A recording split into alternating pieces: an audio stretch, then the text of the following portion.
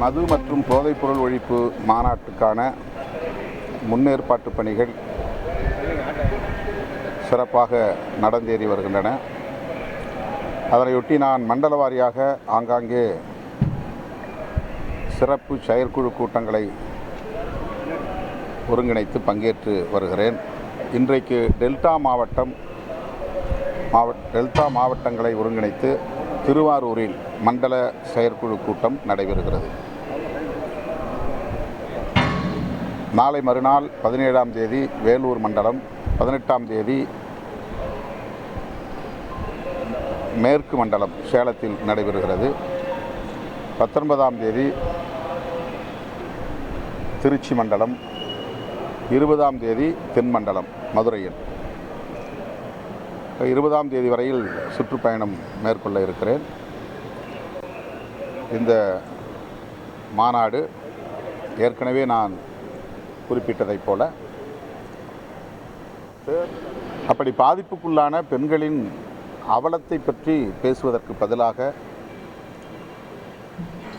தேர்தல் அரசியல், கூட்டணி அரசியல் என்று இந்த பிரச்சனையை திசை திருப்புகிறார்கள், திரித்து பேசுகிறார்கள். இது உள்ளபடியே வேதனை அளிக்கிறது. எங்களை பொறுத்தவரையில் நாங்கள் திமுக கூட்டணியில் இருக்கிறோம், தொடர்கிறோம். அதில் எந்த சந்தேகமும் இல்லை. ஆனால் இந்த மாநாட்டை வைத்து யாரும் இதில் பங்கேற்கலாம், சமூக பொறுப்புள்ள அனைவரும் பங்கேற்கலாம், அதிமுகவும் பங்கேற்கலாம் என்று நான் விடுத்த அறைகூவலை எல்லோரும் சேர்ந்து ஒருமித்த குரலை கொடுப்பதில் என்ன தவறு என்று கேட்பதற்கு பதிலாக இவர் ஏன் அதிமுகவுக்கு அழைப்பு விடுத்தார்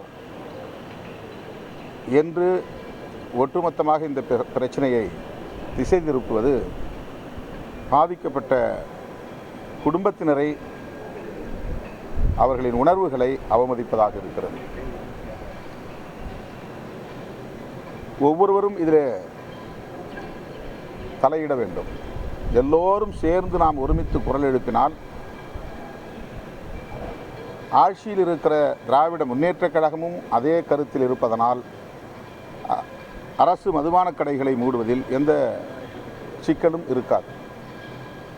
ஆகவே நான் மறுபடியும் சொல்லுகிறேன், காவிரி நீர் பிரச்சனையில் எல்லோரும் சேர்ந்து குரல் கொடுக்க வேண்டும் என்பதைப் போல, ஈழத்தமிழர் பிரச்சனையில் எல்லோரும் சேர்ந்து ஒருமித்த குரல் கொடுக்க வேண்டும் என்பதைப் போல, மது மற்றும் போதைப்பொருள் ஒழிப்பிலே அனைவரும் சேர்ந்து குரல் எழுப்ப வேண்டும். இதில் நான் ஏன் திமுக, அதிமுக ஆகிய கட்சிகளும் இதில் பங்கேற்க வேண்டும் என்று சொன்னேன் என்றால், மதுவிலக்கு மற்றும் போதைப்பொருள் ஒழிப்பு தொடர்பாக ஒரு தேசிய கொள்கை வரையறுக்கப்பட வேண்டும் என்பதால் திமுகவும் இதில் சேர்ந்து அழுத்தம் கொடுத்தால்தான் இது நிகழும். எல்லோரும் சேர்ந்து அழுத்தம் கொடுத்தால்தான் தேசிய அளவிலான மதுவிலக்கு கொள்கையை, தேசிய அளவிலான போதைப்பொருள் ஒழிப்பு கொள்கையை உருவாக்க முடியும். இதோ இந்திய ஒன்றிய அரசுக்கு இதிலே பொறுப்பில்லை என்பதைப் போல, மாநில அரசுகளுக்கு மட்டும்தான் இதிலே பொறுப்பு இருக்கிறது என்பதைப் போல ஒரு பார்வை இருக்கிறது. அரசமைப்பு சட்டம் 47 உறுப்பு எண் 47 அதற்கான ஒரு வாய்ப்பை உருவாக்கி தருகிறது. இது தொடர்பாக 2வது 5 ஆண்டு காலத்திலும் 3வது 5 ஆண்டு காலத்திலும் விரிவாக காங்கிரஸ் ஆட்சி காலத்தில் பேசப்பட்டிருக்கிறது. ஸ்ரீமன் நாராயணன் அவர்களின் தலைமையில் ஒரு குழுவே அமைக்கப்பெற்றது. அந்த குழு ஏராளமான பரிந்துரைகளையும் தந்திருக்கிறது. அந்த குழுவின் பரிந்துரையில் மிக முக்கியமானது மதுவிலக்கு தொடர்பான சட்டம் இயற்ற வேண்டும். 1958ஆம் ஆண்டு ஏப்ரல் 1ஆம் தேதிக்குள்ளாக ஒரு சட்டத்தை இயற்ற வேண்டும் என்று கூறியிருக்கிறது. ஏன் நாம் அனைவரும் சேர்ந்து குரல் எழுப்பக்கூடாது? இது ஏன் விடுதலை சிறுத்தைகளின் மாநாடாக பார்க்க வேண்டும்? விடுதலை சிறுத்தைகள் முன்னெடுக்கிறோம், அனைவரும் சேர்ந்து குரல் கொடுப்போம், அவ்வளவுதான். தேர்தல் அரசியலை அவரவர் வசதிக்கு ஏற்ப முடிவு செய்து கொள்ளலாம். இது ஒரு சமூக பிரஜை உள்ள ஒவ்வொருவராலும் உணர்ந்து கொள்ள முடியும். வெறும் அரசியல் கணக்குகள் போட்டு பார்ப்பது இந்த பிரச்சனையின் தீவிரத்தை குறைத்து மதிப்பிடுவதாக இருக்கிறது. ஆகவேதான் நான் மறுபடியும் சொல்லுகிறேன், எல்லோரும் சேர்ந்து குரல் கொடுப்போம். மதுக்கடைகளை மூட வேண்டிய தேவையை வலியுறுத்துவோம். போதையில்லா ஒரு தேசத்தை உருவாக்க முயற்சிப்போம். போதைப் பொருள்களை கடத்துவதில் மாஃபியா கும்பல் தேசிய அளவில் தீவிரமாக வேலை செய்து வருகிறது. அயல் நாடுகளில் இருந்து இறக்குமதி செய்யப்படுகிறது. உள்நாட்டிலேயே மாநிலம் விட்டு மாநிலம் போதைப்பொருள் கடத்தப்படுகிறது. எளிய மக்கள், விளிம்பு நிலை மக்கள் வசிக்கக்கூடிய பகுதிகளில் கஞ்சா உள்ளிட்ட போதைப்பொருள்கள் பரவலாக இன்றைக்கு புழக்கத்திலே இருக்கிறது. இவையெல்லாம் தேசத்தின் மனித வளத்தை பாழாக்குகிறது. ஒட்டுமொத்தத்தில் இது ஒரு நேஷனல் லாஸ்.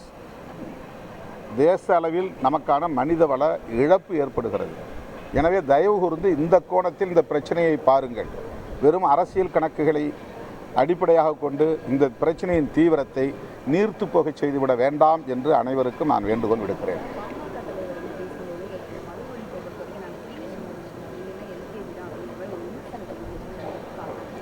அதனால் ஒன்றும் தப்பு இல்லை. நாங்கள் எல்கேஜி படித்தாலும் சரி, எங்களுக்கு அந்த சமூக பொறுப்புணர்வு இருக்கிறது என்பது மக்கள் புரிந்து கொண்டால் போதும். எக்ஸ் வலைதள பக்கத்தில் நேற்று ஆட்சியில் பங்குன்ற ஒரு வீடியோ பகிரப்பட்டு திரும்ப டெலிட் செய்யப்பட்டுச்சு. திரும்ப நீங்கள் போஸ்ட் பண்ணீங்க. எனக்கு தகவல் தெரிஞ்ச பிறகு அதை முறையாக பதிவு செய்ய சொல்லிட்டேன். அது எல்லா நேரங்களிலும் என்னால் வந்து போஸ்ட் பண்ண முடியாது. யதார்த்தத்தை நான் வந்து சொல்கிறேன். நான் டெல்லியிலிருந்து பயணத்தில் இருந்தபோது இது நடந்திருக்கிறது. நான் விமான பயணத்தில் இருந்தேன்.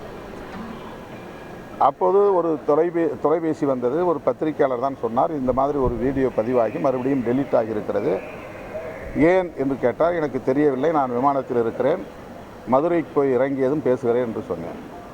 ஆனால் இறங்கியதும் நான் நிறைய நிகழ்ச்சிகளில் போய் சிக்கிக்கொண்டேன். அதன் பிறகு என்னுடைய சமூக ஊடக பக்கங்களை நிர்வகிக்கக்கூடிய தோழர்களிடத்தில் தொடர்பு கேட்டபோது அதில் எழுதியிருந்த டெக்ஸ்ட் வந்து சரியாக கம்ப்ளீஷன் ஆகலை. நான் அடிக்கடி சத்தம் போடுவேன். அதில் டெக்ஸ்ட் ஏதாவது போடும். நானே போடுறதுல எனக்கு பிரச்சனை கிடையாது. ஒரு சில நேரங்களில் அவங்க வந்து என்னுடைய வீடியோவையோ மற்றதை பதிவு பண்ணும்போது அந்த நேரேஷன் என்ன பண்ணுறோம், என்ன வீடியோ அப்படின்னு எழுதுகிறாங்க இல்லையா, அதில் சென்டென்ஸ் ஃபார்ம் கரெக்டாக இருக்கணும், ஷார்ட்டாக இருக்கணும்னு சொல்லும்போது அதில் கொஞ்சம் பிழை இருந்தது. நான் மாற்றி போடலான்னு நினச்சேன். அதுக்குள்ளே இது ஃபயர் ஆயிடுச்சு. அதுக்கப்புறம் என்ன செய்யறதுன்னு தெரியல, நான் தடுமாறி போயிட்டேன். உங்களுடைய வழிகாட்டுதலின் அடிப்படையில் செய்யலான்ட்டு தாமதப்படுத்திட்டேன். இப்போ நான் சொன்னேன், இது வந்து நாம் தேர்தல் அரசியலை அடியெடுத்து வைத்த காலத்திலிருந்து சொல்லி வருகிற முழக்கம். நாங்கள் 10 ஆண்டு காலம் தேர்தலை புறக்கணித்திருக்கிறோம். நான் இந்த இயக்கத்தின் தலைமை பொறுப்பை ஏற்ற பிறகு 10-11 ஆண்டுகள் தேர்தல் புறக்கணிப்பில் இருந்தோம். தேர்தல் அரசியலில் அடியெடுத்து வைத்த போது மூப்பனார் எங்களை அழைத்த நேரத்தில் நாங்கள் முழங்கிய முழக்கம், அவர் இதை திரும்ப திரும்ப கேட்டு மேடையிலேயே சொல்லுவார். நாங்கள் தேர்தல் பரப்புரையில் ஈடுபடுகிற போது தம்பி திருமாவளவன் எளிய மக்களுக்காக குரல் கொடுப்பவர், ஆட்சியிலும் பங்கு அதிகாரத்திலும் பங்கு என்ற முழக்கத்தை வைத்திருக்கிறார், இதை நான் வரவேற்கிறேன் என்று அவர் பல மேடைகளில் பேசியிருக்கிறார். இதை நான் இந்த மண்டல செயற்குழு கூட்டத்தில் செங்கல்பட்டு மறைமலை நகரில் நடைபெற்ற கூட்டத்தில் மேற்கோள் காட்டி பேசினேன். நாம் ஆரம்ப காலத்தில் இப்படியெல்லாம் பேசியிருக்கிறோம். கூட்டணியில் இருந்து கொண்டே மக்களின் பிரச்சனைகளுக்காக நாம் கூட்டணிக்கு எதிரணியில் இருப்பவர்களோடு கைகோர்த்து பணியாற்றியிருக்கிறோம். அதற்கு பல சான்றுகள் இருக்கின்றன.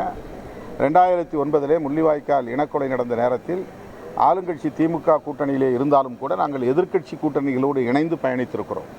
பிறகு தேர்தலில் அதே திமுக கூட்டணியில் நாங்கள் பயணித்திருக்கிறோம். ஆகவே தேர்தல் நிலைப்பாடு வேறு, மக்கள் பிரச்சனைகளுக்காக களமாடுகிற நிலைப்பாடு வேறு என்பதை அந்த மண்டல செயற்குழு கூட்டத்திலே நான் விளக்கி பேசிய ஒரு வீடியோ தான் அந்த வீடியோ. அது பழைய வீடியோ அல்ல, புதிய வீடியோ தான். அது லைவில் பேசியது 1 மணி நேரத்திற்கு மேலான பேச்சு அப்படியே கிடக்கிறது, என்னுடைய ஃபேஸ்புக்கில் முகநூலில் கிடக்கிறது. அதிலிருந்து ஷார்ட்ஸ் அண்ட் ரீல்ஸ் என்கிற அடிப்படையில் 1 நிமிடம் 2 நிமிடத்திற்கு சின்ன சின்ன வீடியோக்களை பதிவிடுவது உண்டு. அப்படி பதிவிடுகிற நேரத்தில் அவர் டெக்ஸ்ட் சரியாக போடவில்லை என்று அவரே அதை டெலீட் செய்ததாக சொன்னார். திரும்ப உடனே போட வேண்டியது தானே என்றவுடன் அதற்குள்ளாக மீடியாவில் வேறு மாதிரி செய்தி போய்விட்டது. ஆகவே போடுவதில் எனக்கு தயக்கம். உங்களுடைய வழிகாட்டுதலின் அடிப்படையில் நான் திரும்ப பதிவிடுகிறேன் என்று பதிவிட்டார். இதுதான் நடந்தது.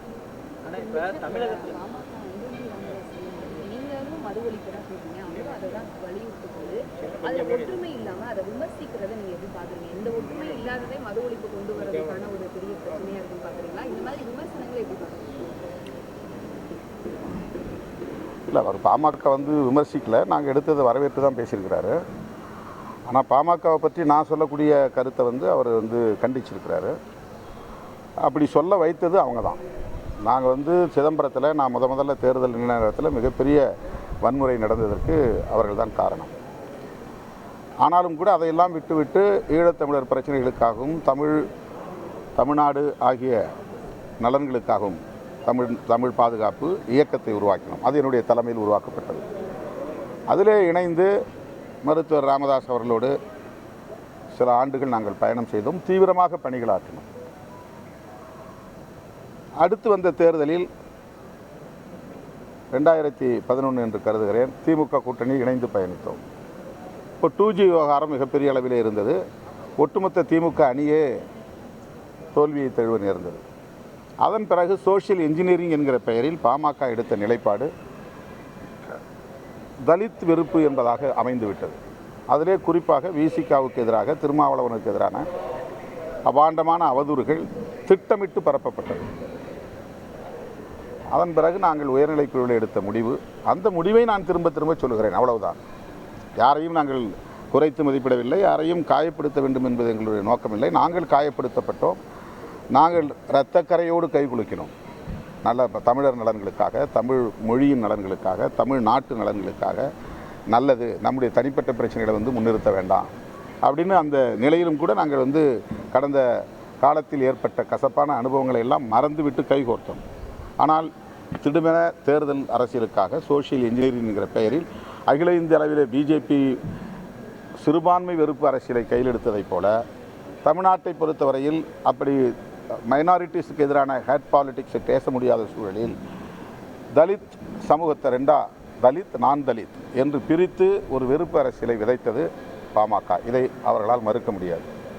அதனால் ஏற்பட்ட கசப்பான அனுபவத்தின் அடிப்படையிலே விடுதலை சிறுத்தைகளின் முன்னணி தலைவர்கள் கலந்து பேசி நாங்கள் ஒரு முடிவை, ஒரு நிலைப்பாட்டை எடுத்தோம். அதைத்தான் நான் திரும்ப திரும்ப சொல்லுகிறேன். அவர் மது ஒழிப்பில் ஈடுபடுகிறார்கள் அல்லது அந்த கருத்தில் உறுதியாக இருக்கிறார்கள் என்பதில் எனக்கு எந்த மாற்று கருத்தும் இல்லை. அதை நான் குறைத்து மதிப்பிடவும் இல்லை, நான் விமர்சிக்கவும் இல்லை. அவர்கள் செய்யவில்லை என்றும் நான் சொல்லவில்லை.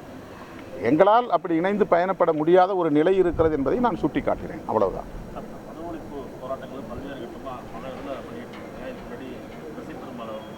ஆமாம், அவருடைய இறப்பெல்லாம் நாங்கள் போய் கலந்துக்கிட்டோம். நாங்கள் மக்கள் நல கூட்டணி தான் போய் கலந்துக்கிட்டோம்.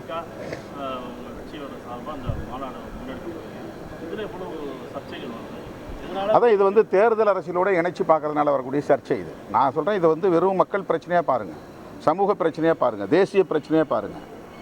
எவ்வளவு பெண்கள் கண்ணீர் வடிக்கிறாங்க. அந்த எக்கியார் குப்பத்துக்கு போகிற மீனவர் குடியிருப்புக்கு அங்கே அந்த பெண்கள் சொன்னதெல்லாம் அப்படியே உடம்புல இப்போ கூட அப்படியே சிலுக்குது. ஏன்னா அந்த அம்மா சொல்கிறாங்க, 10 லட்ச ரூபா பணம் கொடுத்தாங்க அரசாங்கம், அதில் என்னால் பொட்டு வாங்க முடியுமா, பூ வைக்க முடியுமான்னு கேட்குறாங்க. அந்த பணத்தை வச்சு நான் என்ன பண்ண முடியும், இந்த பணத்தை வேணால் திருப்பி வாங்கிட்டு போங்கன்றாங்க. இது ரொம்ப இயல்பாக வந்த ஒரு ஸ்டேட்மெண்ட். அவங்களுக்கு யாரும் சொல்லிக் கொடுக்கல, நாங்கள் போகிறது கூட தெரியாது. அப்படியே திருச்சி விமான நிலையத்தில் விசிக தலைவர் திருமாவளவன் செய்தியாளர்களை சந்தித்தார். அந்த காட்சிகளை பார்த்தோம். செய்திகளை உடனுக்குடன் தெரிந்து கொள்ள உடனே சப்ஸ்கிரைப் பண்ணுங்க.